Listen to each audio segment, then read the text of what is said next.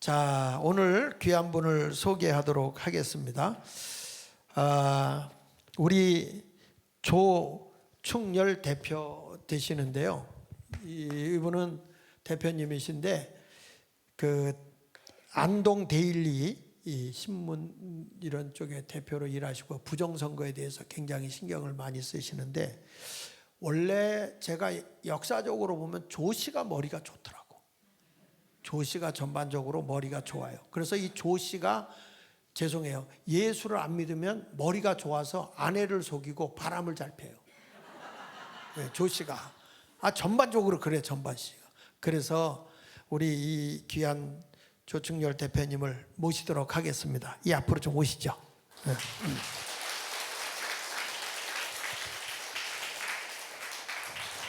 자, 조 대표님, 이제 중요한 건 여기 계신 분들도 중요한데 이제 유튜브로 보시는 분들도 굉장히 중요해요. 그렇죠? 그런데 조 대표님이 보실 때 어렵게 하면 안 돼. 내가 보니까 이 여기 앉으신 분들이 되게 똑똑한 것 같은데 이 선거에 대해서는 좀 어벙해.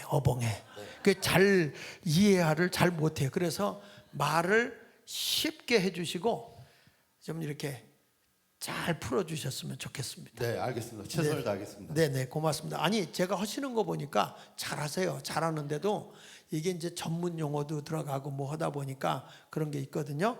자, 여러분 오늘 잘 들으시고 대한민국 살리는 일에 함께 해주세요. 감사합니다. 인사드리겠습니다.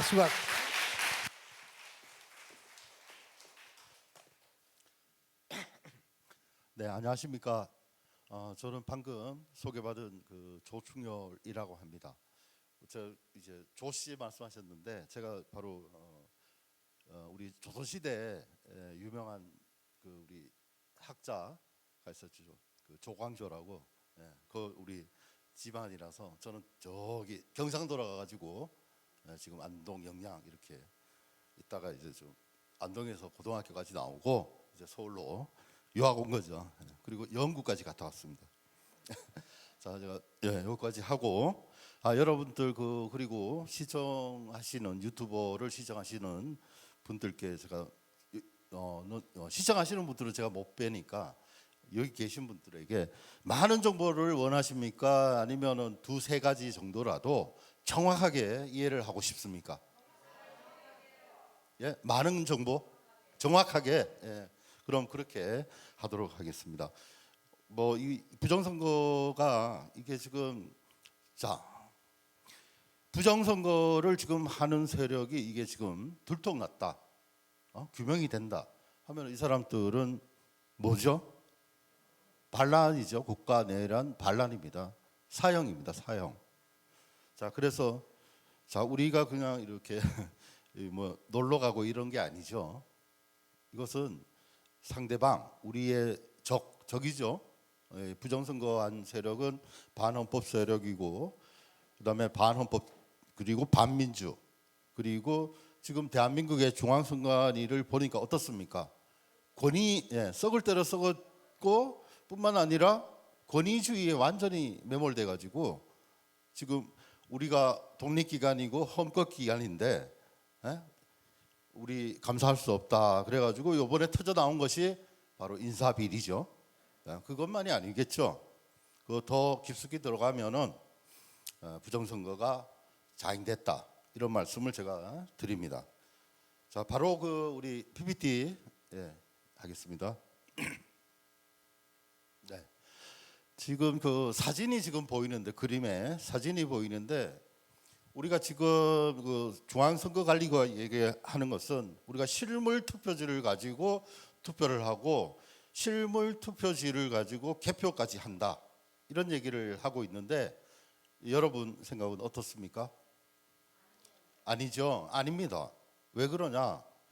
보고하는데 요 컴퓨터 저 그림 보시면은 통합 명부 시스템 구성해 가지고 아래쪽에 이게 물리적으로 보이는 서버가 있고, 중앙선관위 서버가 있고, 각각 사전투표소에 그 보고용 컴퓨터, 그러니까 이거는 유선으로 연결되어 있습니다. 만약을 대비해서 무선망까지 작동할 수 있도록 그렇게 하고 있어요. 준비하고 있습니다. 선거관리위원회에서는. 왜 그러냐? 우리 대통령 선거, 국회의원 선거하는데 얼마나 중요합니까? 그죠? 이 자료들이 날아가면 안 되겠죠? 그러면은 우리 컴퓨터 하시는 분들은 모두 아실 텐데 이 서버가 여기 보이시는 이 서버가 뭐냐? 우리 전 세계에서 가장 좋다고 하는 오라클 서버입니다. 그래가지고 이 전산 처리되는 보고되고 그다음 지시하는 내용들 그리고 우리가 사전 투표하지 않습니까? 사전 투표소죠 여기가. 이게 중앙 서버로 가는 거예요. 이 자료가. 자 그렇게 되면은 이 모든 자료들이 어디에 남습니까? 네, 중앙선거관리위원회 서버에 있다는 거죠. 네. 그런데 이것을 중앙선관위가 보여줍니까? 예, 선거 무효 소송을 해도 안 보여줍니다. 이게 지금 민주국가에서 있을 수 있는 일입니까? 예? 우리 국민들이 바로 그 지점입니다. 그 지점. 통합명부 선거 시스템, 통합선거 명부. 우리 일반 투표할 때는 선거 명부를 보여주지 않습니까? 그래 우리 확인을 할 수가 있어요. 그런데 이런 그 사전 투표에서 하는 이 통합 명부 시스템에 있는 전자 명부는 우리 국민들한테 공개를 하고 있지 않아요. 그렇죠? 맞죠? 네. 개표 사항도 얘기 안 합니다. 개표 사항 자 그렇게 이해하시면 돼요. 이 상황은 이제 물리적인 거 그러니까 컴퓨터가 있고 서버가 있다는 것밖에 우리가 알 수 없지 이 안의 내용들 이거는 공개를 하지 않고 있습니다. 자 그리고 좀 이렇게 줄여 보실래요? 자 우리가 지난 그 문재인 정권 때 기독교 우리를 탄압하는 그런 경험이 있습니다. 그렇지 않습니까? 지금 세상 권세를 마귀가 가지고 있는 건 다 아시죠? 그리고 권력자들이 누리고 있고 마귀 세상이 자꾸 가면 갈수록 악해지죠. 예. 여기에 이제 지금 아날로그 시대에서 디지털로 넘어갑니다. 가는 시대인데 여기 계신 분들도 제가 보니까 연세가 좀 있으셔가지고 아마 이런 그 보안 전산 분야는 모르시는 분들이 좀 계실 것 같아요. 그래서 제가 조금 쉽게 설명을 해드리겠습니다. 저는 72년생입니다. 그래서 저 때부터 X세대죠. X세대입니다. 제가 우리 때부터 서태지와 아이들 막 이럴 때입니다. 자 그래가지고 우리는 초등학교 즉 뭐 그때는 국민학교 4학년 때부터 정식 과정으로 컴퓨터를 배웠습니다. 그때부터 프로그램 짜는 것부터 옛날 그 아무튼 258 뭐 이런 거 해가지고 아무튼 수시 프로그램 짜고 막 이러는 것들 배우고 중학교, 고등학교, 대학교 가서는 저 같은 경우 경영학과 나왔는데 우리가 정보통신을 배우거든요. 우리 경영학과도 거기서 이제 제가 배운 게 이제 인터넷이 그때 처음 나왔습니다. 제가 군대 갔다가 와서 이제 복학을 하니까 이제 정보통신학과에서 인터넷이 있는 거예요. 그걸로 이제 그 당시 제가 그 기억나는 게 박찬호 메이저리그 선수가 한창 그 메이저리그에서 할 때 그 실력 발휘할 때 그것을 이제 우리 교수님께서 강의하셨던 기억이 납니다. 자, 그렇게 해서 이렇게 지금까지 그 당시가 아마 96년 제가 복학한 96년이에요. 96년. 그때 이제부터 이제 인터넷이 어떻습니까? 지금 발전하는 단계가 지금 아까 목사님께서도 말씀하셨는데 AI 시대입니다. 그렇죠? 자, 그리고 이게 아날로그에서 디지털로 넘어가는데 그 공백에 그러니까 여러분들은 잘 모르시는 거예요. 그래서 그러니까 요 틈새를 이 전산을 다루는 우리 대한민국의 교수들, 연구원들, 그다음에 연구소, 그다음에 국가 돈을 받는 사단법인 학회 뭐 이런 데가 있습니다. 박정희 대통령이 만들어 주신 정보학계가 있습니다. 정보학계. 컴퓨터를 키우기 위해서 박정희 대통령께서 만든 그 학회. 그런데 제가 취재를 하면서 그 자문을 구하려고 노크를 했는데 거기서 하는 말이 노 코멘트 할 말이 없다 이렇게 나오는 거예요. 거기는 서울대뿐만 아니라 우수한 전산 분야의 그 대기업 그 뭐 대표들도 있고 대학교 우리가 이름만 대면 알 수 있는 그런 분들이 앉아 있는 데입니다. 근데 여기서 코멘트를 할 수가 없다고 하는 거예요. 그리고 뿐만 아닙니다.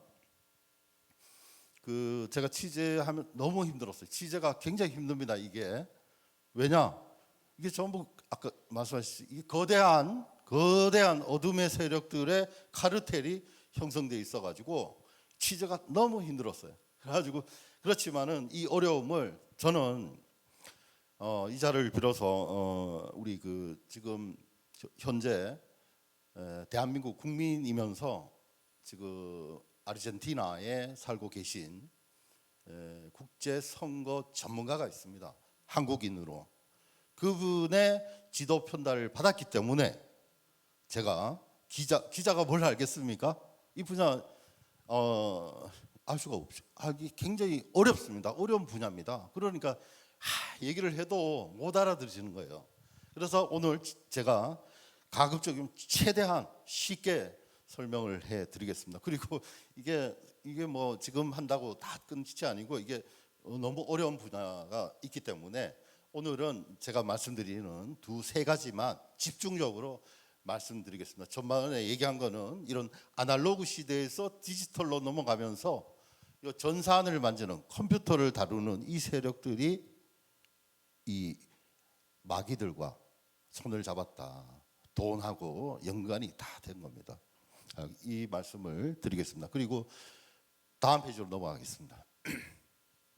자, 이게 머릿말인데 뭐 이거는 읽으면 되니까요. 국가 안보 차원으로 접근해야 된다. 왜 그렇습니까?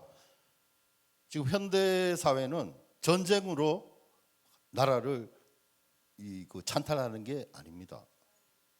자, 아프리카, 콩고, 미얀마, 콩고, 미얀마는 저 버마죠, 동남아시아. 거기도 마찬가지예요. 미얀마는 부정선거가 있어가지고 아웅산 수지 여사 아시죠, 여러분? 그 쿠데타로 완전히 이 아웅산 수지 여사의 정당이 완전 전부 지금 정치적 탄압을 받고 있죠. 이거는 탄압이 아니고 사실은 이 사람들이 사회주의자들이에요. 예? 그래서 이 군부가 뭐 또 일어났다 그래가지고 우리 대한민국은 희한하게 국군을 우습게 아는데 그렇지 않죠. 지금 이 시간에도 우리 여러분들의 자녀들, 그죠? 조카, 저도 군 생활을 했습니다만은 그분들이 이 지금 훈련소 가서 땀 뻘뻘 흘리고 목숨 걸고 나라를 지키고 있기 때문에 여러분들이 이렇게 앉아서 이렇게 자유를 누릴 수가 있는 것입니다. 그렇지 않습니까? 네. 그래서 이 국가를 저도 군대 가서 이렇게 교회 예배도 보고 했습니다. 그때 항상 제가 군 생활할 때는 92년부터 94년까지 군 생활을 했는데 제가 있을 때 김영삼 대통령 뽑았고 그다음 김영삼 대통령이 어떻게 했습니까? 저 정상회담 하려고 하던 순간에 제가 제대하기 제가 9월 달에 했는데 7월 달에 사망했어요. 김일성이. 예. 자, 제가 이 말씀 드리는 이유가 또 있습니다. 이게 뭐냐? 자, 김영삼 대통령이 북한과 이런 밀접한 이런 관계를 하면서 특사 자격으로 몰래 그러니까 북남북이 대결 관계를 그만하고 이제 정상회담하고 우리가 통일 김영삼 대통령은 그 당시만 해도 자유 통일을 원해서 노력을 했습니다. 그 당시 이제 장치혁 전 고려합섬 아시죠? 고려합섬 유명한 회사죠. 장치혁 회장이라는 분이 있습니다. 자, 이 조선일보에 이게 준비가 안 돼 있죠. 예. 자, 이게 그 기사, 제가 기사를 이렇게 출력해 왔습니다. 이게 최보식이 만난 사람 아시죠? 최보식 기자, 예, 조선일보 기자인데요. 이 기사에 보면은 이게 언제 기사냐면은 2011년 10월 25일 기사인데요. 여기 보다 보면은 제가 이거 읽어드리겠습니다. 자, 공동 선언문을 발표할 때 낮은 단계의 연방제 안이 들어있어 수행한 기업인들은 깜짝 놀랐다. 이게 뭐냐면 남북 정상회담 당시 그 장치혁 그 이분이 정경련에 남북 경협위원장으로 갔을 때 북한에서 자, 그 낮은 단계의 연방제 안이 들어 있어 가지고 이때 참여했던 정경련 위원들이 놀랬다는 거 아닙니까? 그런데 동석한 북한의 한 장관급 인사, 이 사람이 누구냐면은 김양권. 이분은 2015년 12월 3일 날 교통사고로 돌아가셨는데 지금 알려지기는 암살한 것으로 알려져 있습니다. 이 사람이 노동당 비서입니다. 이분이 이제 언급이 되면서 지금 선언을 실행하기 위해서는 김대중 대통령의 임기나 나이로 보아 다음 대통령은 젊고 추진력이 강한 사람을 당선시켜야 한다며 내게 추천해 달라고 했다. 내가 남한은 누가 지명한다고 대통령이 되지 않는다고 응수하자 그동안 남한의 대통령 선거 결과를 보니까 불과 몇십만 표 승패가 갈려 얼마든지 조정이 가능하다. 이런 발언을 들었습니다. 예? 이게 2011년. 그죠? 그다음에 그 참 더 쇼킹한 게 지금 언론의 문제를 지적하고 있어요. KBS, MBC는 이미 들어와 있고 접수한 거죠. 들어와 있고 SBS도 앞으로 잘 될 것이며 조선동아중앙 등 신문이 문제지만 정 안 되면 없애버릴 수 있다고 말했다. 여러분 이게 제가 얘기하는 게 아니라 기사에 이렇게 나와 있습니다. 검색하시면 찾을 수 있어요. 자, 그래가지고 지금 자 이거는 이 북한의 이 지금 부정선거가 만약에 북한 세력과 연계되어 있다고 한다면 이거는 한순간에 우리가 공산화가 되는 거예요. 되는 겁니다. 그렇지 않습니까? 한순간에. 지금 윤석열도 제가 우리 국제선거 선거 전문가들은 얘기하는 게 그 나라의 그 부정선거를 하는 사람은 누가 하느냐? 권력자들이 합니다. 권력자. 안 그렇습니까? 권력의 핵심에 있는 제가 이 자리에서 말씀드리겠습니다만은 국정원 내부에서도 지금 굉장한 그 암투가 있어요. 국정원 내부에서도. 근데 제가 전체적으로 보면 입법행정사법부에 우리 자유를 원하시는 분들이 훨씬 더 많다. 이런 생각을 하면서 기대감을 가지고 있습니다. 그래서 우리 크리스천들이 지금 이 시대, 이 어둠의 시대에 정말 빛과 소금의 역할을 다 했으면 고맙겠습니다. 저도 동참하겠습니다.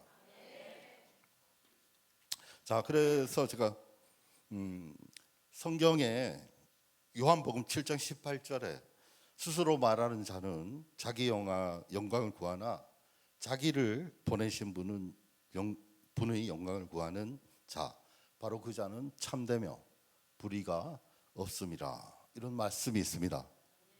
그래서 우리는 어떠한 어려움이 있더라도 하나님을 믿고 예수님을 믿고 당당하게 다윗과 같은 용기와 믿음을 이 시대에 보여줘야 된다고 생각합니다. 우리가 두려워할 거 없습니다. 자, 네.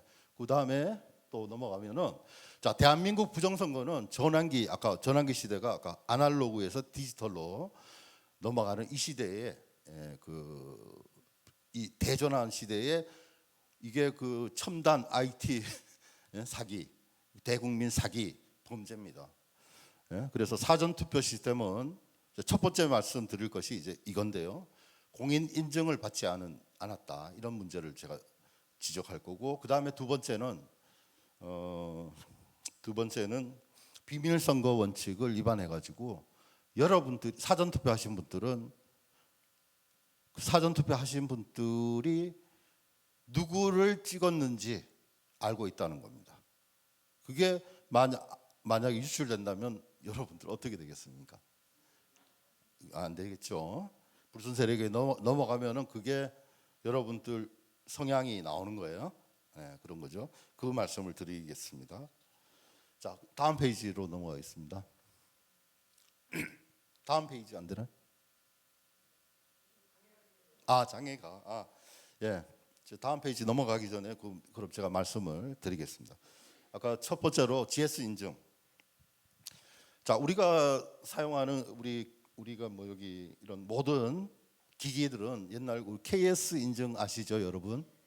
그걸 통과해야지만 이 그 소비자들한테 팔 수가 있어요. 맞죠? 그럼 소프트웨어는 어떠냐? 과학기술정보통신부에서 소프트웨어 인증을 받아야지만 사용할 수 있습니다. 그런데 중앙선거관리위원회에서 쓰는 사전투표용지 발급 시스템, 즉 통합명부 시스템은 GS 인증도 받지 않았습니다. 이거는 굉장히 충격적인 거죠. 네. 왜 안 받았을까요? 부정선거 하려고 안 받은 거예요. 이거는 절차적으로 그래서 이거는 벌써 선거법을 위반한 겁니다. 그러면 뭐죠? 선거무효죠. 선거무효예요. 네? 이게 제가 말씀드리는 거는 지난 그 2020년 4.15 총선을 기준으로 해가지고 제가 말씀을 드린 겁니다. 뭐 그 전에도 있었지만은 또 그 이유도 있고 하지만은 제가 지금 말씀드리는 건 4.15 총선을 중심으로 말씀드린다는 점을 알려드리겠습니다. 자, 그래서 GS 인증도 받지 않은 이게 어떤 프로그램인지도 모르는 상태입니다. 자, 이게 굉장히 심각한 문제가 뭐냐? 왜 안 받으면은 무슨 문제가 생기느냐? 네, 해킹 말씀하셨는데 이 해킹 제가 이게 지금 외부에서 해킹했으면 저는 참 좋겠습니다. 오히려 해킹을 당해서 내부에서 중앙선거관리위원회 내부에서 뭐 하기사 그 국정감사에서 이런 김용빈 사무총장이 그것도 윤석열 대통령이 임명한 그 사무총장이라는 사람이 내부에서 외부의 협조 아니면은 그 공모가 있지 않고서는 안 된다 이런 얘기를 하는데 이 사람은 부장판사 출신인데 아무것도 모릅니다. 사실은 그 자리에 있을 자격이 안 되는 사람이에요. 그런 사람이 어떻게 그 사무총장직을 합니까? 컴퓨터에 대해서 모르는데 여기 전산이 들어가는 거예요. 이런 상태로 선거 관리가 지금 왔습니다. 뭐 제가 인사비리 그러니까 중앙선관위가 완전히 그 우리 대한민국의 치해법권 지역 아시죠? 치해법권 우린 건들지 마 이런 조직이 돼버려 가지고 이게 바로 그냥 감사원에서 지금 얘기하는 게 뭡니까? 들여다 보니까 이 그 이 조사국장이 하는 말이 나 이런 그 조직 정부적인 처음 봤다 이런 얘기 아닙니까? 자, 사무총장, 사무차장, 그다음에 상임위원 전부 1급 장차관들이에요. 전부 자기 자녀, 심지어는 사위까지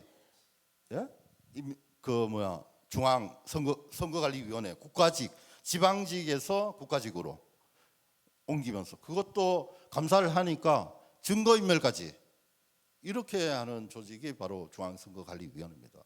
그리고 중앙선거관리위원회에 또 큰 문제가 뭐냐? 자, 보세요.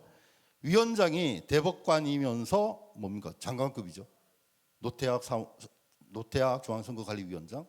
상임위원들이 전부 뭐예요? 왜?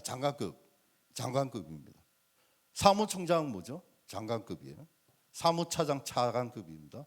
아까 각 지역구에 있는 예를 들면 서울시 선거관리위원회 상임위원 1급 공무원입니다. 이게 지역별로 다 있어요. 상임위원 하는 일이 거의 없습니다. 보고만 받고 하는 거예요.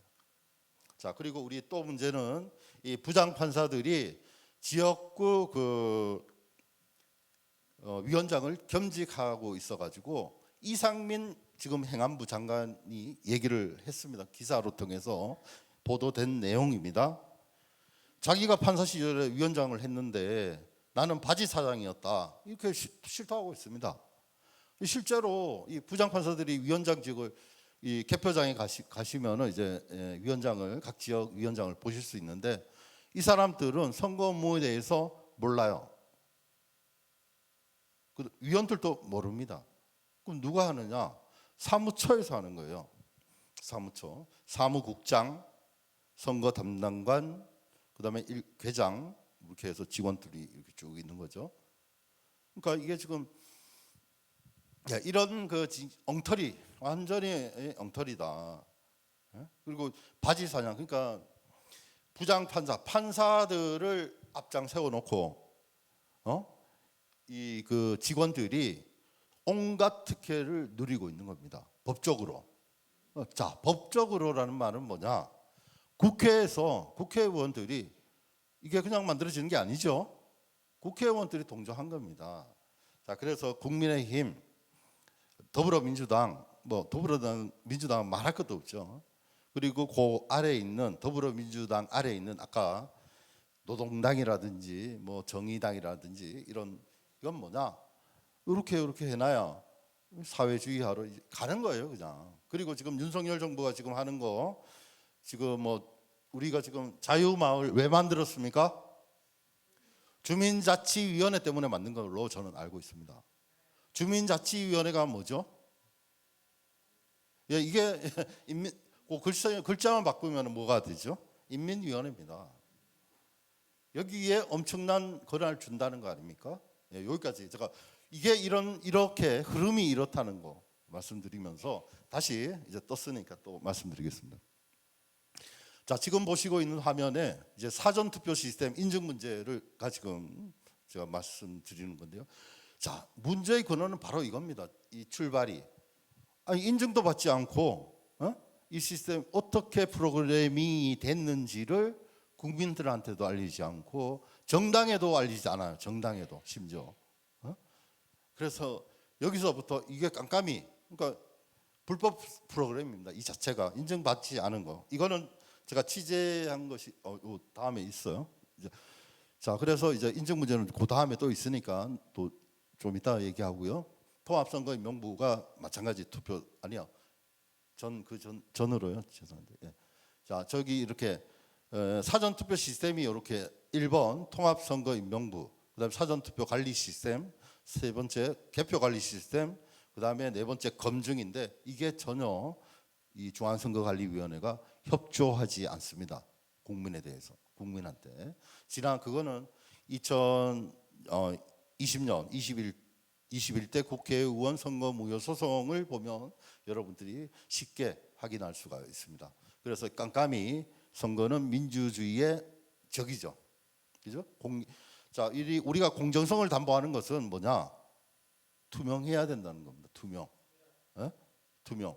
왜 안 보여줘요, 그거를? 다음 페이지로 넘어가겠습니다. 자, 발언 순서입니다. 다음 순서로 넘어가고요. 자, 이건 제 안동데일리 기사인데요. 단독 기사죠.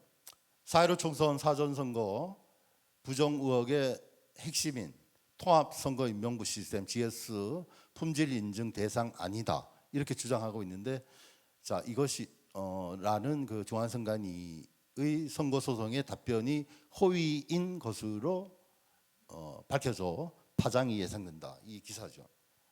이게 제가 취재한 겁니다. 지금 이렇습니다. 이거 여기 다음 페이지죠. 아까 도표는 뭐냐? 모든 소프트웨어는 모두 GS 인증 받게끔 되어 있는데 안 받았다. 아까 거기에는 로그 파일이 들어가는데 로그 파일 얘기도 또 말씀드리겠습니다. 지금 또 이어 보시면은 너무 작아가지고 안 보이는데 사전 투표에 사용되는 통합 명부 시스템은 선관위의 독자적인 환경에서만 운영되는 것으로 이게 과학정보통신부의 소프트웨어 산업진흥법상 인증 대상에 해당되지 않는다. 그래서 GS 인증을 받지 않아도 된다라고 이렇게 주장하면서 재판에도 실제로 제출됐습니다. 그리고 대법관들이 이걸 받아들였어요. 그런데 취재 결과 선관위의 이 같은 주장은 사실과 다른 허위인 것으로 밝혀졌습니다. 자 밑에 보니까 이게 그 장재현 박사님께서 말씀하신 그 중앙선거관리위원회의 정보 운영과 선거정보 2개가 문제가 있다고 말씀하셨는데요. 바로 그 사무관인데 그 담당 사무관이 이 사람이 김현준 정보운영과 선거정보 1계장입니다. 이 사람이 이 정보 그러니까 서버를 관리하는 겁니다. 그 여기에 밑에 있는 사람이 5명 있다고 말씀드렸죠. 그 장재원 박사님이. 다음으로 넘어가겠습니다. 자, 그래서 지금 좀 넘어가고 맨 아래 빨간 글씨. 자, 질문에 따라서 대답이 이거는 그 책임연구원 GS 인증을 담당하는 우리 대한민국의 GS 인증하는 기관이 공적 기관이 5군데나 됩니다. 5군데 많습니다. 요즘 수요가 계속 늘어나고 있죠. 프로그램이 많아지니까. 그래 거기에 있는 이것도 취재하기가 너무 힘들었어요.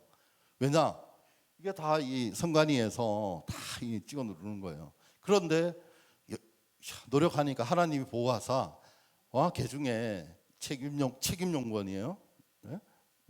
그분이 이제 설명해 준 겁니다. 만약에 선관위에서 받고 싶다고 한다면 사실상 이거 안 받아도 되는 거예요. 그런데 책임을 져야 돼. 안 받게 되면은 여기에 대한 문제가 생기게 되면 여기에 대한 책임을 져야 돼요. 그죠? 근데 받아야 되는 거예요. 뭐라고 얘기해요? 만약에 선관위에서 받고 싶다고 문의를 한다면 당연히 신청을 받아들여야 해요. 뭐 때문에? 법에 의해서 우리가 거부할 수가 없습니다. 이렇게 솔직한 대답입니다. 다음 페이지요. 결과적으로 말하면 선관위가 GS 인증이 의무는 아니지만 받고자 한다면 받을 수 있다라고 이렇게 정리하면 되느냐라고 이렇게 물어보니까 뭐라 그래요? GS 인증 책임연구원이에요. 선관위에서 받지 않은 이유가 있을 것 같아 조심스럽습니다만 보세요. 벌써 여기서부터 이 사람은 캐치했죠. 만약에 저희한테 갑자기 그런 유형의 제품 의뢰가 들어왔을 때 저희가 역으로 그 조항에 의해서 거부할 수 없죠. 웬만해서는 사행성 소프트웨어 하다못해 슬롯 머신 있잖아요. 그다음 게임 모든 것은 GS 인증 받아야 되는 거예요. 웬만해서는 사행성 소프트웨어라든지 도박과 관련된 그런 것들이 아니면 제외되기가 힘들어요. 근데 다 받습니다. 그다음에 밑에 기자는 부정선거에 대해 오랜 취재를 하면서 이게 너무 감사한 거예요. 이렇게 침묵하거나 모르쇠로 일관하는 사람들이 너무 많은 거예요. 대한민국에. 근데 이분은 이렇게 일관하는 주요 인사들 제가 많은 분들을 접촉했는데 이런 참 그 연구원이 있어가지고 너무 진짜 감사하게 생각하고 여러분들도 이런 분들한테 정말 그 박수 한번 보내주십시오. 이런 분들한테. 아직도 대한민국은 희망이 있습니다, 여러분. 희망이 있습니다. 자, 그러면 그 아래쪽에 김현준 아까 얘기했죠. 사무관, 선거정보 1계장입니다. 김현준 정보운영과 선거정보 1계장한테 전화를 제가 했습니다. 인증기관에서 신청을 하면 인증을 해준다고 이거 제가 인터뷰하고 물어봤어요. 인증기관에서 신청을 하면 인증을 해준다고 확인했는데 지금이라도 인증받을 생각 있느냐라고 이렇게 내가 물어보니까 뭐라고 합니까? 결정된 바가 없다. 이 말이 뭐예요? 예? 아니 그게 아니고 받을 수 있다는 이 거짓말을 한 것이 이게 드러난 거죠. 이게 받아야 된다는 겁니다. 이거 엄청난 이거는 수사 대상이 바로 예. 이거 바로 검찰이나 경찰이 움직여야 되는데 움직이지 않죠. 네. 다음. 그래서 선관위의 사전투표 시스템의 소프트웨어 GS 인증에 대한 거짓말이 드러났으므로 4.15 총선 부정선거 진실 규명 국면에서 엄청난 파급력이 있을 것으로 보인다. 그리고 이뿐만이 아닙니다. 대법원을 비롯해서 국회, 정치권, 간사원 등으로 불똥이 크게 번질 것으로 보인다. 이렇게 기사를 제가 썼는데 안 움직이는 거예요. 그리고 지금 21대 국회의원 선거 무효소송 하실 때 이런 것들을 관가했어요. 여기 우리 그 21대 선거 무효소송 하신 분들이. 다음 페이지. 자, 지금 그러면은 감사원에 아까 감사원 계속 말씀을 드렸는데 이게 지금 감사 정보로 지금 인사비리 하고 있죠. 지금 이게 제가 제보를 해가지고 이게 채택이 됐습니다. 이게 정보 감사 정보로서. 그래서 이건 감사 정보로 채택돼 가지고 보고됐다는 말은 뭐냐면은 자 언제든지 감사를 할 때 이 내용까지 들여다 보겠다는 겁니다. 왜 문제가 있기 때문에. 자 그래서 요 보면 자 감사에 활용할 가치가 있다고 판단해 가지고 관련 부서에 감사 정보로 보고됨. 이게 기사가 언제 기사예요? 이게 작년 10월 아마 10월일 겁니다. 작년. 자 그래가지고 이제 포토그래피를 한번 보면 자 감사 정보에 대한 해설을 제가 해놨는데요. 어떤 경우에 감사원 감사 제보를 감사 정보로 디지털 감사 지원관에게 제공하는지 이걸 디지털 감사 지원관에게 이미 들어가 있어요. 이게요. 감사를 통해 관련 제도나 법령의 미비 또는 불합리를 개선할 필요가 있는 사항, 조사 대상이 광범위하여 조사 처리에 오랜 기간이 소요될 것으로 판단되는 사항 등 감사에 활용할 가치가 있다고 판단되는 정보. 자, 다음으로요. 자, 이게 회신 내용만 보겠습니다. 감사원에서 기각해서 2023년 9월 15일 감사원에 제출하신 감사 제보를 검토한 결과 그리고 유선상으로 제가 받은 게 있습니다. 그거 제가 공개하면은 여러분들 깜짝 놀랄 겁니다 아마. 예? 나중에 공개할 거예요. 이거는 여러분들이 목소리를 내야 돼요. 그러니까 공개하면은 목소리를 내야 돼요. 그래 감사원이 이거 해라 이렇게 하면은 끝나는 겁니다. 사실은. 자 유선상으로 저한테 말씀한 바와 같이 기하께서 보내주신 제보 내용은 해당 기관에 대한 감사 시 감사 정보로 활용할 예정입니다. 이렇게 나와 있죠. 다음 페이지. 그래서 이거 보통 문제가 아니에요.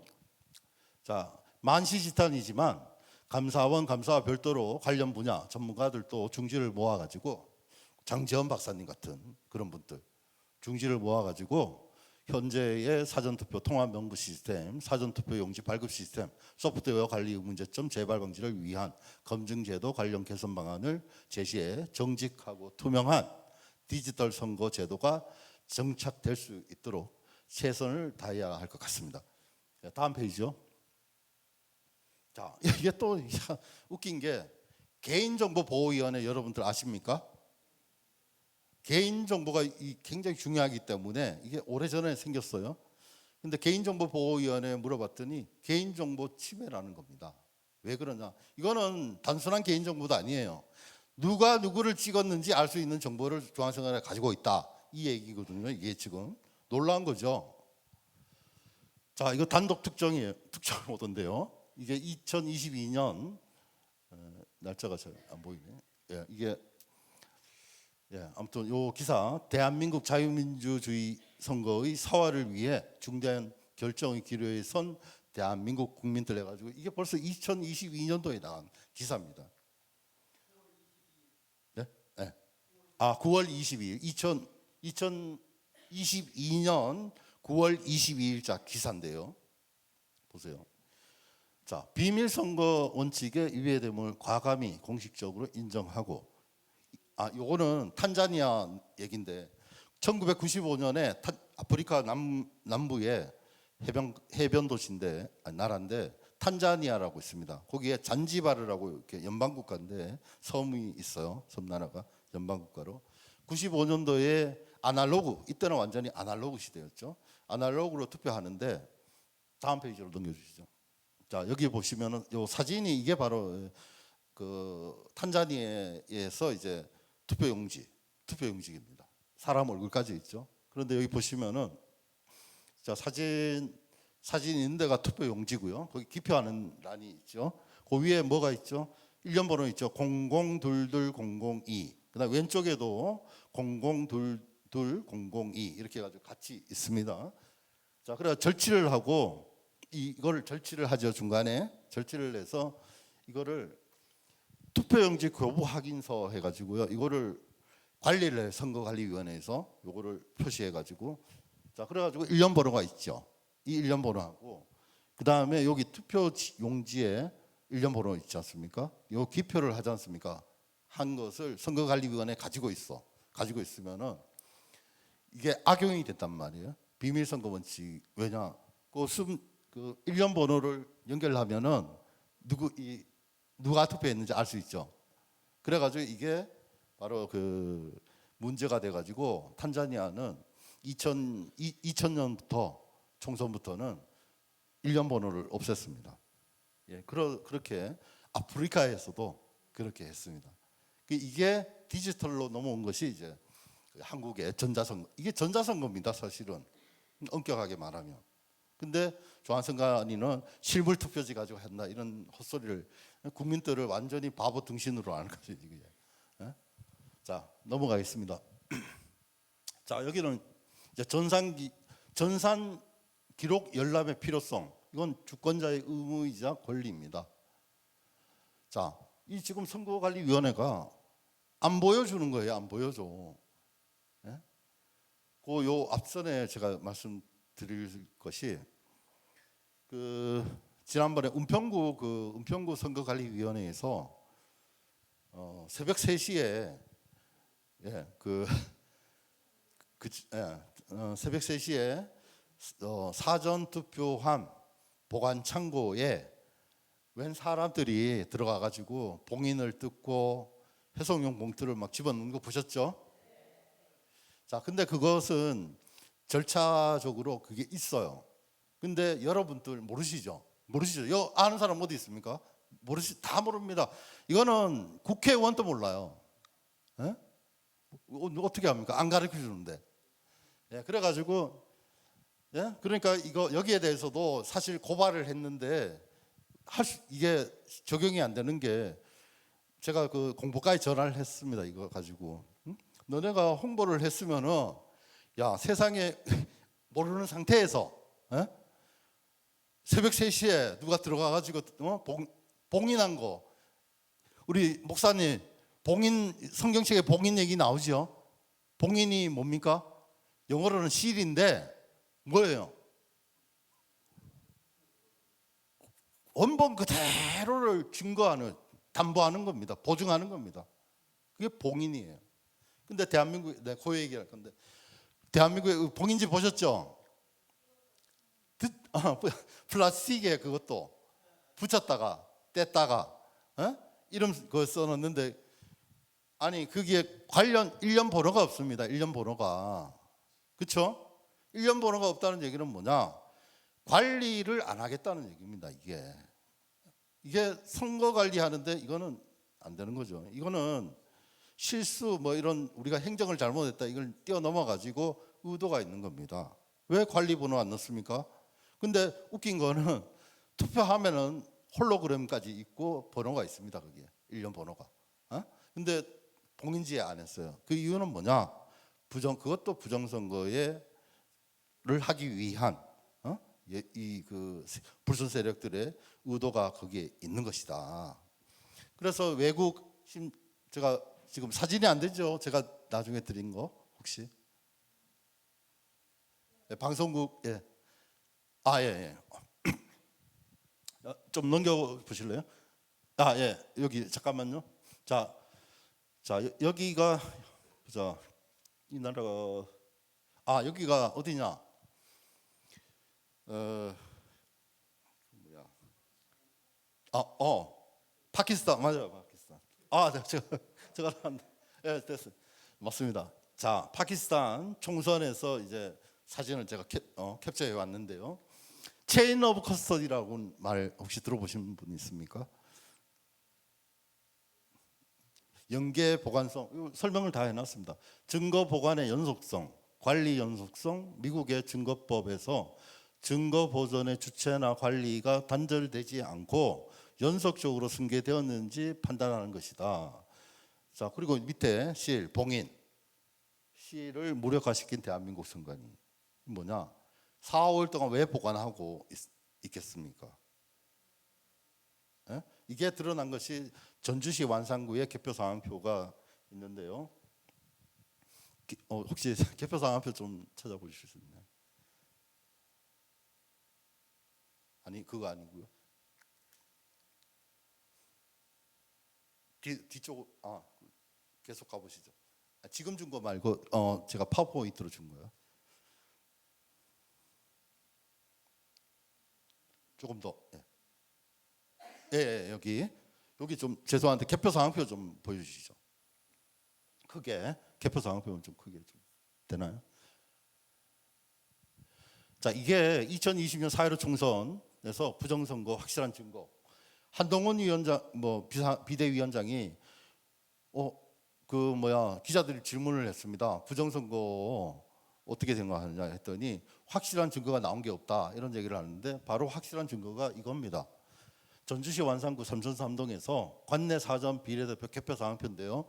4,674명이 투표했는데 4,684장이 개표 과정에서 나온 겁니다.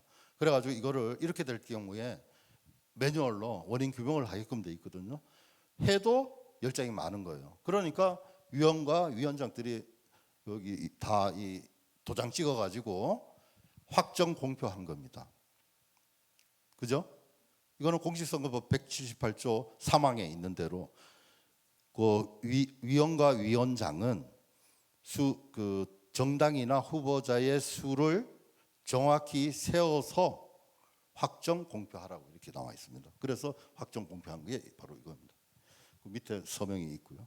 그래서 여기에 대해서 자, 위원장의 결정은 어느 누가 해당 지역구에 위원장의 결정난 거, 이 공표된 거는 바꿀 수가 없어요.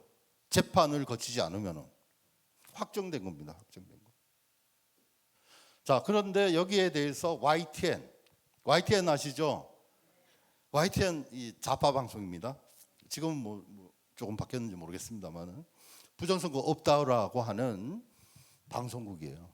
YTN이. 자, 거기서 이제 취재를 하는데 이 사람들이 취재 완전히 기자 엉터리 기자들이에요. 전주시 완산구에 전화해가지고 물어봅니다. 10장이 더 나왔는데 왜 그러냐 이랬더니 완산구 선관위 직원이 하는 말이 이것 말고 10군데가 줄어드는 곳이 있다 이런 얘기를 하는 거예요. 실제로 있었습니다. 예? 자, 근데 그래가지고 서신동 구투표구에서는 10장이 줄어들었어요. 자, 근데 여기서 중요한 것이 혹을 때려 가다가 혹을 하나 더 붙인 게 나왔는데요. 그러니까 의혹가 이렇게 나왔는데 이걸 은폐하고 심지어는 날조까지 한 그런 아주 이 거짓말장이 마귀들의 장난을 이 거짓말 치는 게 이게 완전히 그냥 일상화돼 버린 거예요. 이 선관위가. 자, 왜 그러냐? 자, 이게 YTN 기자가 전화를 해서 물어보니까 완산구 직원이 10장 작은 데가 서신동 구투표구가 10장이 작습니다. 이게 아마 혼입됐을 겁니다. 라고 이렇게 얘기를 하니까 기자가 그렇죠. 그렇게 하면은 10장 여기는 많고 이쪽은 줄어들었으니까 맞춰보면 똔똔으로 같다 이런 얘기 하는데 그건 거짓 사기, 완전 사기입니다. 왜 그러냐? 여기 보시면은 이거는 이 개표 상황표는 뭐죠? 관내 사전 비례대표 투표 용지입니다. 근데 서신동 구투표구 줄어든 데는 어떻게 뭐냐? 일반 투표 용지예요.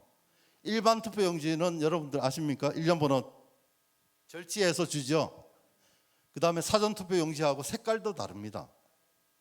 예? 이렇게 거짓말을 치고 기자가 그렇게 해가지고 기사를 써버리고 없던 걸로 해버린 거예요. 그런데 거기서 이 공무원은 국가공무원법을 위반했습니다. 뭐냐? 복정 의무 위반이죠. 국가공무원법은 그 상관의 결정을 받아들이게끔 돼 있어요. 이 부하 직원이. 근데 상관이 누굽니까? 아까 위헌적인 확정 공표했죠. 공표한 거 아닙니까? 근데 거기에 대해서 그게 아닙니다. 그게 아니고 아니라는 얘기 아니에요. 지금 10표 차이가 아니고 혼입돼가지고 똔똔이다 같다. 근데 이 사람은 그 국가공무원법을 위반했고 일단 복정 의무 위반 엄청난 겁니다. 이거 또 성실 의무 위반 또 그다음에 공무원이기 때문에 품위 유지 의무 위반 이렇게 있습니다. 그래서 한성천 위원장께서 이 선관위에서 트집 잡아가지고 쫓아보낸 이유가 국가공무원법 위반입니다. 아까 말씀드렸던 그 조항으로 한성천 위원장을 말 안 듣는다고 쫓아낸 거예요. 그렇게 된 거고요. 자, 그래가지고 그러니까 이게 혹을 때려갔다가 혹을 붙인 거죠. 근데 완산 경찰서에서 고발을 했습니다. 근데 경찰서에서 보지도 않고 투표함을 열어보지도 않고 그 선관위 직원들의 얘기만 듣고 똔똔으로 생각하고 종결해버린 겁니다. 그래가지고 이의 제기하니까 검찰로 갔어요. 검찰에서 다시 수사해라 그랬는데 무효화되고 그 검찰도 더 이상 거기에 대해서 그러니까 수사를 안 하고 종결 처리해버리죠. 그러니까 경찰하고 검찰은 뭐다? 공범이다. 공범. 네? 그래서 2020년 4월 15일 총선은 윤석열 검찰총장의 지휘하에 이루어진 거죠. 선거가. 네, 그렇습니다. 그렇게 알고 계시고요. 자, 그래서 확실한 증거가 이거고 다음 페이지죠. 자, 이게 지금 부산 남구 문현삼동 사전투표자의 서명 또는 이미지 파일 보관을 지금 하고 있는데 여기는 무슨 일이냐? 여기는 투표하는데 사전 투표하는데 걸리는 시간이 있습니다. 좀 넘어가 보실래요? 아까 카톡으로 제가 드린 거 있죠? 조금 더 넘어가시죠. 사전 투표소 본인 확인 더 넘어가고요. 더 넘어가. 아니야. 장비 나오는 거 있죠. 예. 요거보다 조금만 더. 세 개. 요거 여기서 여기 보시면은 사전 투표하러 가시면은 신분증을 제시합니다. 저기 지금 보시는 오른쪽에 이제 본인 확인기입니다. 그 다음에 있는 것이 명부 단말기, 투표용지 발급기가 옆에 있어요. 자, 이걸 이제 신분증을 제시하면은 중간에 있는 명부 단말기가 뭐냐면 컴퓨터입니다. 컴퓨터, 노트북. 그래가지고 신분증을 제시하고 본인이 맞는지 안 맞는지, 그다음 투표권이 있는 사람인지를 확인하고, 그다음에 거기서 이 노트북에서 발급 버튼을 누르면 그제서 이제 투표용지 발급기를 통해서 투표용지가 나오는 거죠. 아까 투표용지 나오는 것 좀 보여주실래요? 예, 지금 이렇게 투표용지가 이게 아까 노트북을 이제 핀 거죠. 여기서 이제 본인 확인을 마치게 되면 투표용지 발급 버튼을 누릅니다. 누르면은 먼저 지역구 의원 그 후보 투표용지가 지역구 투표용지가 나오고, 그 다음에 비례대표 투표용지가 나오는데 비례대표 투표용지가 굉장히 길죠, 아시다시피. 자, 그랬고 이때는 4.15 총선 때는 코로나 때여서 거리두기도 했습니다. 그런데 이거 하는데 요거 됐고, 이제 아까 다시 돌아가시면은 조금 더 거기 여기 요걸 할게요. 여기 보시면은 이게 아까 그런 관계를 하는데 시간이 얼마나 걸리느냐? 한 명이 투표하는데 저 60초로 잡고 있어요. 선거관리위원회에서. 그래야 우리가 준비를 물자들을 준비할 수 있지 않습니까? 투표 그러니까 그 여기 프린터기로 할 수 있는 출력된 그 용지, 예? 그다음에 그 잉크, 뭐 여러 가지를 준비하는데 계획이 서야 되거든요. 그래서 60조로 해가지고 그러면 하루에 860명이 딱 나와요. 그러니까 왜 나오냐면은 아침 6시부터 오후 6시까지니까 그걸 초 단위로 바꾸면 이거 나와 있습니다. 초 단위로 바꾸니까 43,200초죠. 그죠? 근데 여기 부산 남구 문현 삼동 같은 경우에 28.6초 만에 투표를 했다는 겁니다. 이걸 대입하면 이거는 말이 안 되는 거거든요. 이건 말이 안 돼요. 이거 말고도 지금 춘천시 동네면 같은 경우에는 요 다음 페이지 넘어가 보실래요? 다음 페이지요. 네. 예, 요거 춘천시 동네면 표 부풀리기 한 겁니다. 이게 표를 부풀리기 한 거예요. 전산 조작하고 일단은 전산 조작하고 나중에는 전산으로 표 부풀리기를 한 거예요. 근데 이런 일이 있었습니다. 춘천시 동네면이 아까 그 도표 중에서 13군데가 30초 미만이 전국적으로 13군데나 있었습니다. 그 중에서 가장 짧은 시간이 19.25초 동네면이었는데 동네면에 대해서 제가 조사를 했죠. 취재를 했죠. 하니까 전자기록 이 공문서상으로 일단 하니까 여기는 세대 썼어요. 제가 여기 이게 이게 공문서입니다. 공문서. 그죠? 공문서예요. 사전 투표로 해 가지고 여기는 세대 썼다고 이렇게 나와 있습니다. 근데 이것뿐만 아니고 이거 말고도 모든 서류에는 세대 썼어요. 세대. 그리고 여기대로 공문서로 첫째 날에 이제 투표용지 관내 투표용지 발급기 수가 1대, 그다음 관내가 2대. 둘째 날에는 똑같죠. 근데 얘들이 19.25초가 나오니까 변명을 해야 될 거 아닙니까? 선거관리과와 정보운영과 확인을 해보니까 이렇게 전산 기록이 이렇다는 겁니다. 첫째 날 2대 썼고 둘째 날 2대 안 됐어요. 이래야 아까 그 초수를 맞출 수가 있거든요. 그러니까 그래서 그 전산 기록을 우리 국민들이 어떻게 해야 됩니까? 보여달라고 할 수밖에 없는 거예요. 그렇죠? 그리고 이렇게 주면서 저한테 이렇게 자료를 주면서 이렇게 딸랑 보내왔어요. 저한테 믿으라고. 왜 우리가 기자가 이제 무슨 기사를 쓰게 되면 뒷받칠 때는 증거를 가지고 우리가 써야 되거든요. 그러니까 이렇게 쓸 수밖에 없는 거예요 지금. 그러니까 이렇게 했는데 여기는 세대잖아요. 근데 아까 부산 남구 문현 삼동은 어떠냐? 이게 진짜 하나님이 보호하사입니다. 아까 그 부산 남구. 부산 남구는 좀 찾아주시고요. 부산 남구 문현 삼동은 한 대를 썼어요. 썩일 수가 없는 거예요. 여기 이거는 28.6초가 나왔다는데 여기 2대 썼다, 3대 썼다 할 수 있겠어요? 아까 말씀드린 대로 여기에는 사전투표장에 가면 우리 사전투표 관리관도 있고요, 사전투표 참관인들 있죠. 이런 분들이 있고, 그다음에 여기 사전투표록이 이게 공직선거법에 따라서만 하면 대한민국 선거는 이상이 없습니다. 근데 이놈들이 전부 꼼수 막 써가지고 부정선거를 하는 거예요. 여기에 다 기록을 다 하게끔 돼 있어요. 여기 뭐 특이사항이 있으면은 여기 특이사항을 다 기록하게끔 돼 있어요. 하나하나. 근데 빼먹은 거 이런 것들은 얘들이 변명을 이렇게 합니다. 사람이기 때문에 실수할 수 있는 거 아니냐고. 야, 그러면은 너는 선관위에 근무할 자격이 없는 거죠, 그죠? 이게 뭐 우리 기록 숫자 세고 이런 거 하는 게 선관위에서 하는 일인데 뭐 실수다? 이 말도 안 되는 소리죠.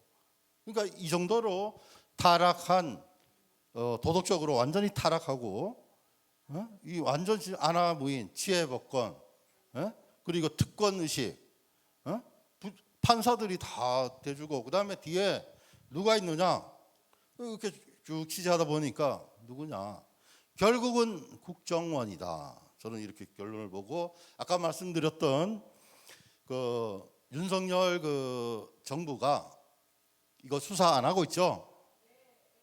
국민의힘도 말 안 하고 있죠. 왜 그렇겠습니까? 여러분들이 생각하시는 대로입니다. 한패거리죠. 예?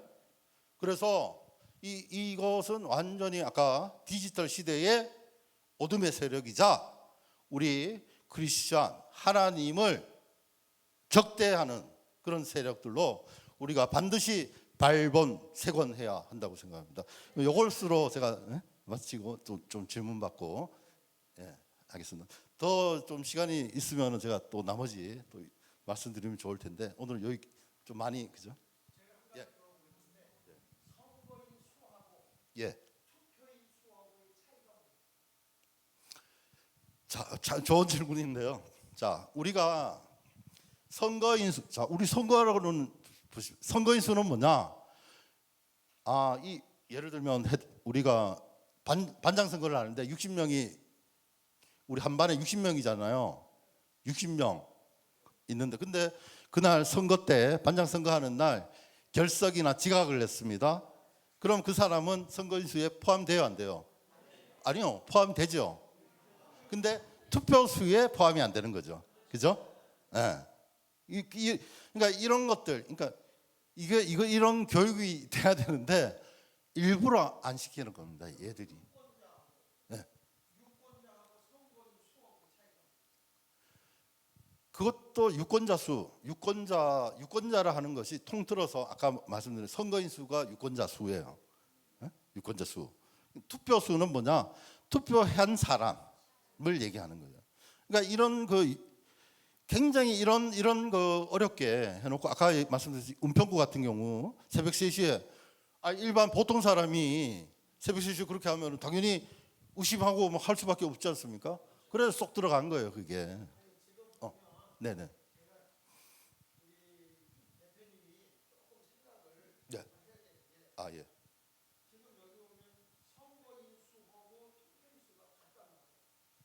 어디? 이 개표 상황표 보시는 거. 예. 예. 예.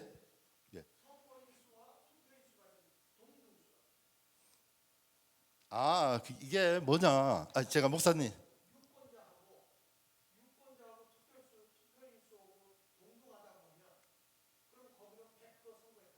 아니 그게 아니고 제가 말씀드리겠습니다. 그 부분 그러니까 이런 게 이게 시스템이 아날로그에서 디지털로 바뀌었지 않습니까? 그럼 이거를 선관위에서 알려줘야 돼요. 그래서 우리 국민들 목사님이 이런 질문이 안 나오도록 교육을 시켜야 되는 거예요. 중앙 선관위가 안 그렇습니까? 새로운 제도이기 때문에 이해를 못한다고 일반인들은. 제가 말씀드리겠습니다. 여기서 선거인 수는 뭐냐? 자 여기가 전주시 완산구 삼천 3동 사전투표소예요. 하루 여기에 투표함이 2개. 그러니까 아까 말씀드린 대로 선거하러 온 첫째 날, 둘째 날 있잖아요. 사전투표는 이틀 합니다. 그래서 온 사람 선거인 수는 왔어요. 와가지고 이제 아까 신분증을 제시하고 투표용지 받지 않습니까? 그러면 선거인에 사전투표하러 간 사람 그게 선거인 수예요. 그게 선거인 수. 그다음에 근데 이 사람이 받았어요. 받았는데 이 사람이 다 투표한다는 보장이 없잖아요. 그래가지고 투표용지 교부수라는 걸 만들어 놓은 겁니다. 그러니까 여기는 뭐 실수한 게 없었던 거죠. 다 투표했다는 거예요.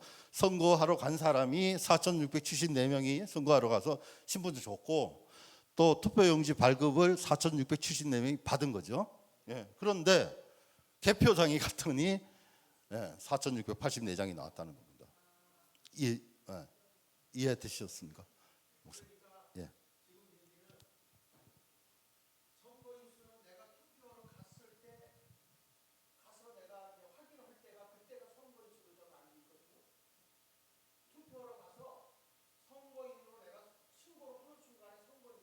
그렇죠. 그렇습니다. 제가 그 말씀. 그런데 예. 2024년도에는 선거인 지금 이게 네네 이게 20년 21대 아니 그렇지 지금 오해를 하시는 거라니까 이게 지금 사전 투표가 있고 본 투표가 있는 겁니다. 본 투표에서 선거인 수라는 거는 뭐냐면은 본 투표는 다르죠.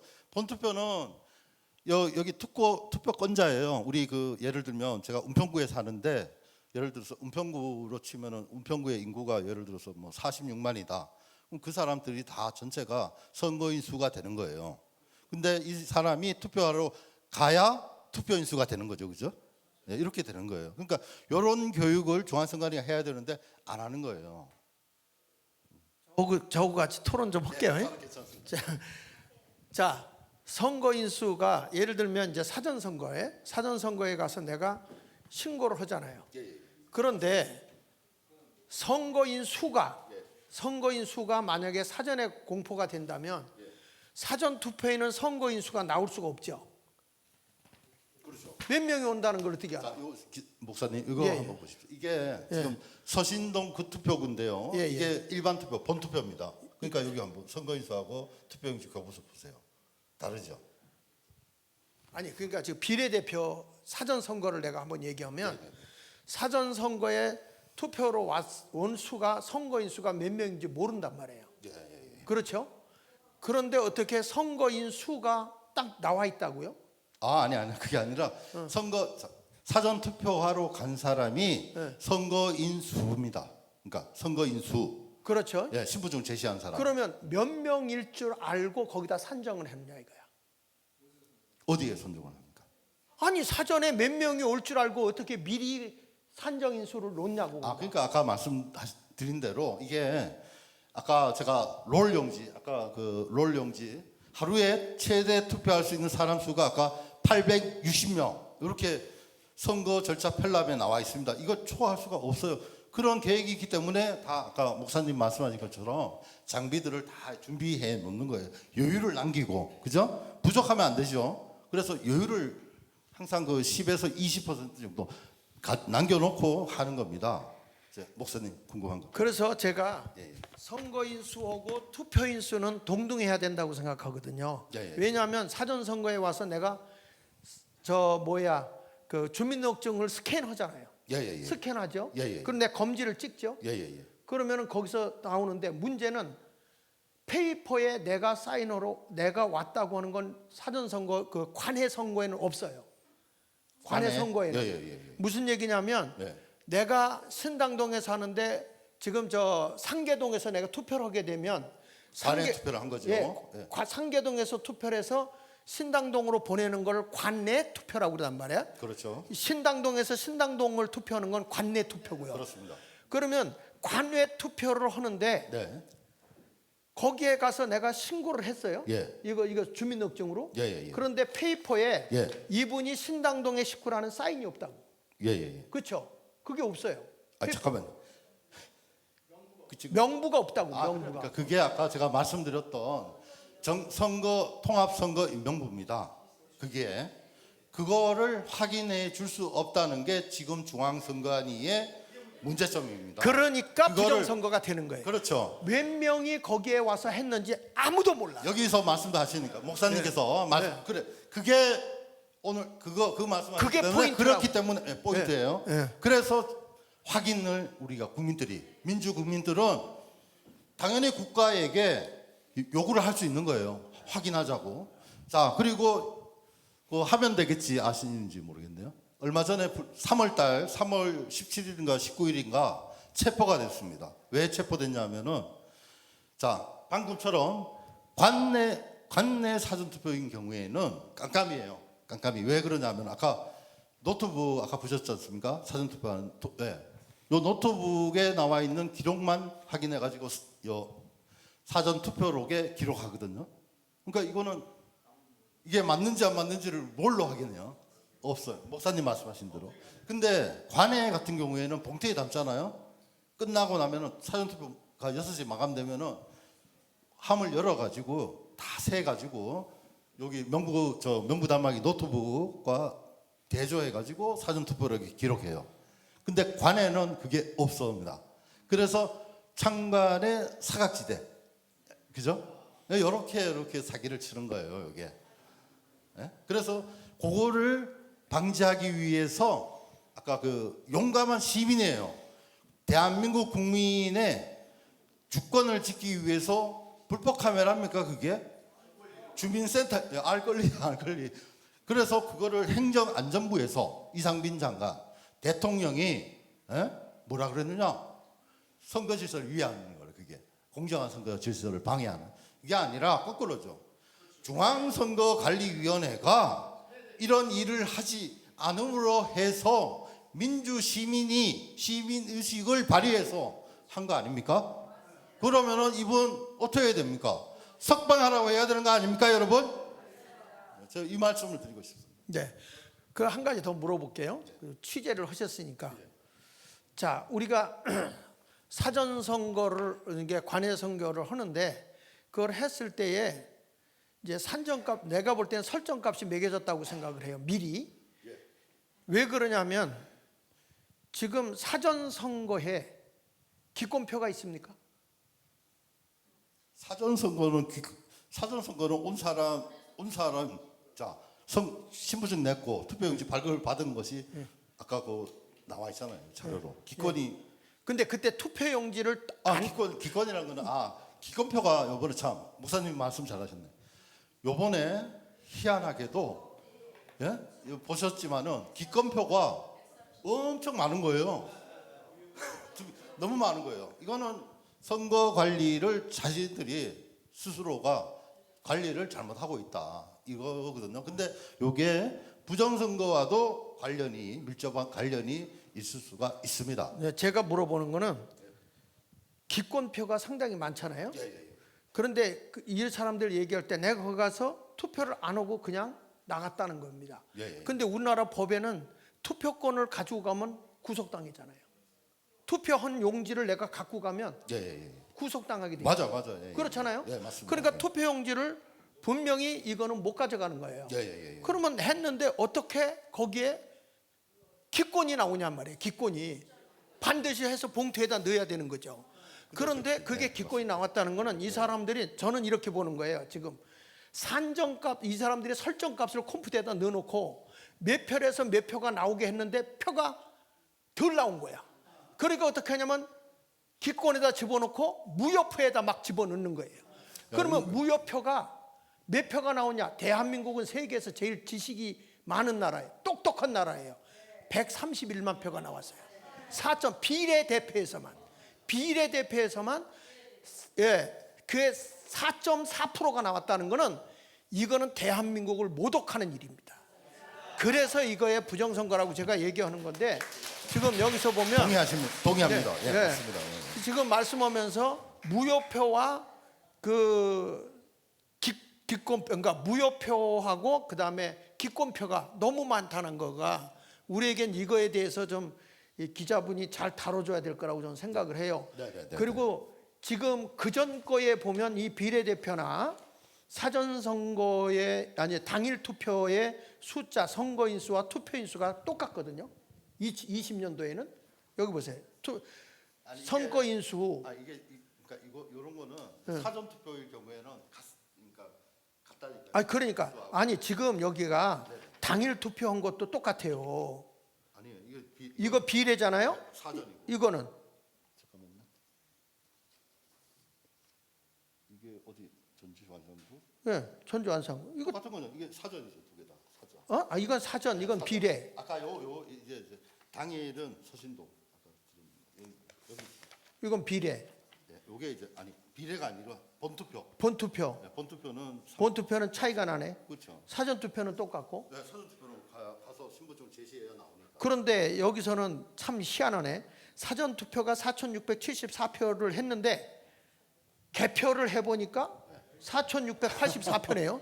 10표가 늘었네. 100%가 넘었네요. 이거는 부정선거의 증거입니다. 이걸로도 끝나는 거예요, 사실은. 그래서 지금 사실은 이게 그 선거관리위원회에서 혼립됐다라고 이제 거짓말 치는 거죠. 그리고 아까 얘기했던 국가공무원법을 위반한 거예요. 여기에 대해서는 선거관리위원회 위원장도 얘기할 수 없는 거예요. 지역구 선거관리위원장이 공표한 게 그게 맞는 겁니다. 근데 여기에 대놓고 이 일개 공무원들이 아니라고 혼표가 생겼다 이런 말이 성립되는 것이 아닙니다. 그리고 이 투표지들은 지금까지도 모든 소송이 종료됐지만은 얘들이 약속을 했어요. 모든 소송이 종료가 되면은 확인해서 원인을 밝혀서 다음에는 이런 일이 없도록 하겠다라고 국민께 약속을 했습니다만은 보관만 하고 있지 안 하고 있어요.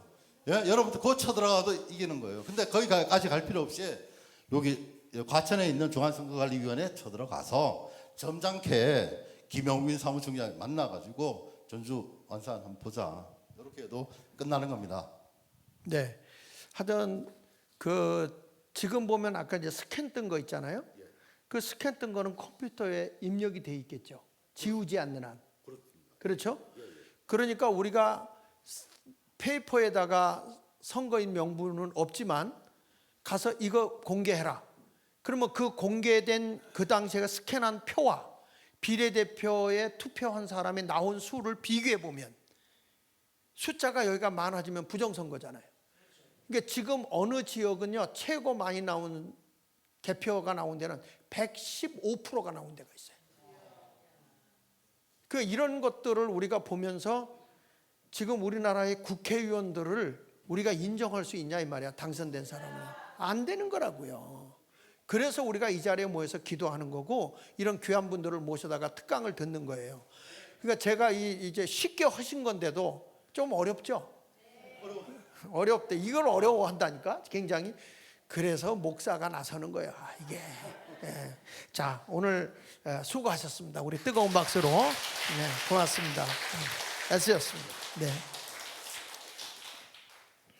가지고 가십시오.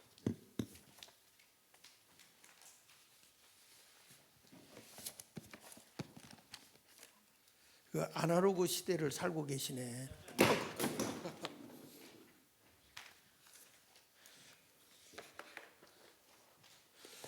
이 기자분이 나보다도 더 아날로그를 살고 뭐 어떡해.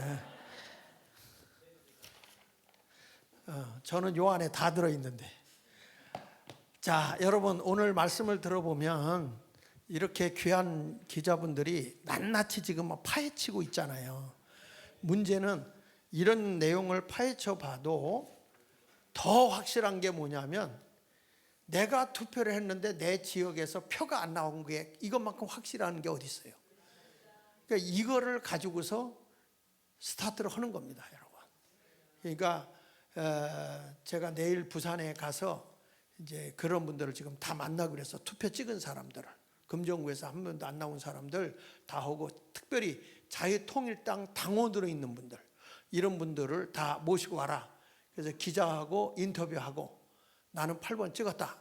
그리고 거기서 선거를 그 지역에서 투표했다는 투표 확인서를 선거관리위원회 가면 띄워주거든요. 근데 그걸 다 띄게 하는 거예요. 다. 띄게 하고 해서 하면은 분명히 이번에는 분명히 하나님의 역사하실 거로 저는 믿어요. 방법은 우리가 아무리 싸워도 안 돼. 지금까지 부정선거 갖고 계속 싸우셨지만 한 번도 이게 오픈된 적이 없어요. 그리고 다 마지막에 가서 각하시켜 버렸어요.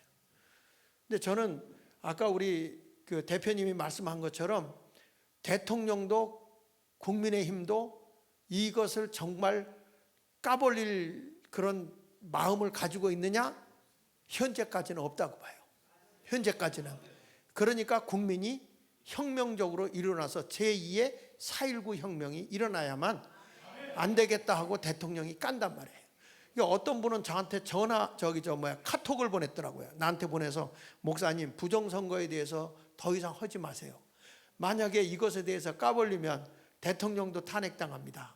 이런 식으로 얘기를 하는 거예요. 탄핵당해도 거짓된 건 드러나야죠.